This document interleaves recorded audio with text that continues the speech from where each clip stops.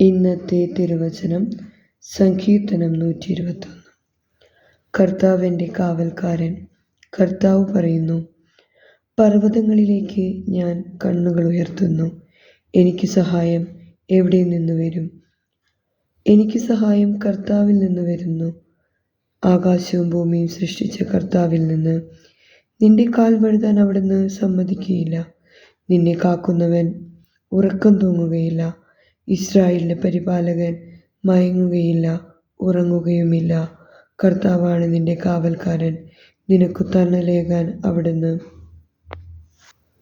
നിന്റെ വലത്തുഭാഗത്തുണ്ട്. പകൽ സൂര്യനോ രാത്രി ചന്ദ്രനോ നിന്നെ ഉപദ്രവിക്കുകയില്ല. സകല തിന്മകളിലും നിന്ന് കർത്താവ് നിന്നെ കാത്തുകൊള്ളും. അവിടുന്ന് നിന്റെ ജീവൻ സംരക്ഷിക്കും. കർത്താവ് നിന്റെ വ്യാപാരങ്ങളെ ഇന്നും എന്നേക്കും കാത്തുകൊള്ളും. നമ്മുടെ കർത്താവായ ഈശോ മിശിഹായ്ക്ക് സ്തുതി.